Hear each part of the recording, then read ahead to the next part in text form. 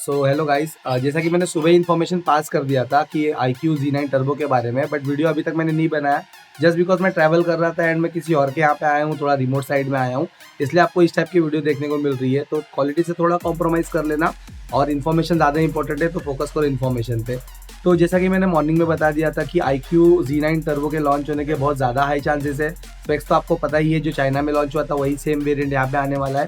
And जो iQOO का Z9S का टीजर आया हुआ है पोस्टर का, उसमें सीरीज बोला गया है, मतलब सिर्फ iQOO Z9S नहीं, उसके बाकी सीरीज भी लॉन्च होंगे। तो क्या पॉसिबिलिटी हो सकती है, देखो मैंने हर बार लॉजिकल बात की है तो इस बार भी आपको सबको क्लियरली बता देता हूँ।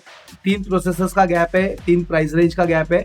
अब मॉडल्स के क्या नाम हो सकते हैं मैं आपको एंड में बताऊंगा, ये कब लॉन्च होगा ये भी मैं आपको एंड में बताऊंगा। बट फिलहाल ये समझ लो कि iQOO Z9 Pro है जो ऑलरेडी BIS सर्टिफिकेशन पे लिस्ट हो चुका है, वो स्नैपड्रैगन 7 Gen 3 के साथ कंफर्म आ रहा है, ये तो पक्का हो गया।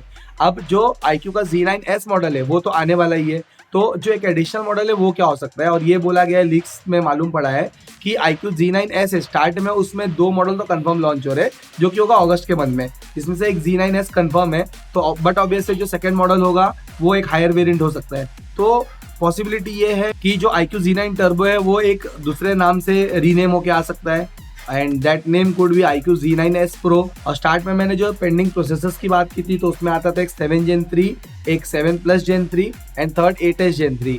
अब इन तीनों प्रोसेसर्स के साथ में iQOO के कोई भी स्मार्टफोन्स नहीं है। और अगर रिसेंट यानी कि लेटेस्ट कोई भी फोन्स देखो, ओल्ड फोन्स की बात नहीं कर रहा हूँ मैं, लेटेस्ट में कोई भी फोन्स देखो अगर, तो 20 से 25 के रेंज में, 25 से 30 के रेंज में एंड 30 से 35 के रेंज में कोई भी लेटेस्ट मॉडल्स नहीं है।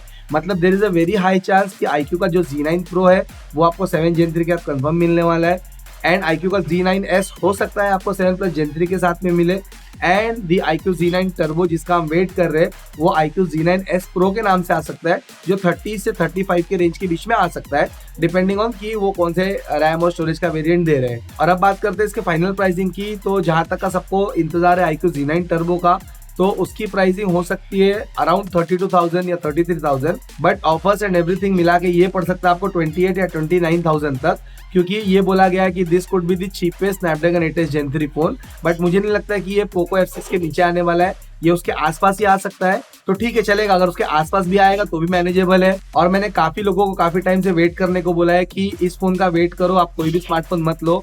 और अगर हाल ही में देखा जाए तो OnePlus का Nord 4 अवेलेबल है और साथ ही में Realme का GT60 अवेलेबल है एंड पोको F6 तो अवेलेबल है ही। तो अगर आप इन फोन्स के साथ जाना चाहते हो तो आप डेफिनेटली जा सकते हो, बट आपकी यूज और नीड क्या है उस हिसाब से आप डिसाइड करना कि आपको ये फोन लेना है कि नहीं लेना है।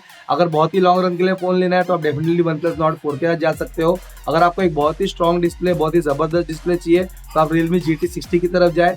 अगर आपको कम बजट में एकदम हाई परफॉर्मेंस चाहिए और अच्छा डिस्प्ले चाहिए तो आप पोको F6 की तरफ जाए। बट अगर आप एकदम हार्डकोर गेमर हो और आपको अगर एक लॉन्ग लास्टिंग फोन चाहिए विद गुड फोटोग्राफी तो आप डेफिनेटली iQOO Z9 टर्बो, जो कि मे भी शायद iQOO Z9S Pro के नाम से आ सकता है, आप उसकी तरफ ही जाए। और बात करें इसके लॉन्च डेट की तो ये डेफिनेटली अगस्त में लॉन्च होगा, मे बी 3rd वीक तक लॉन्च हो सकता है।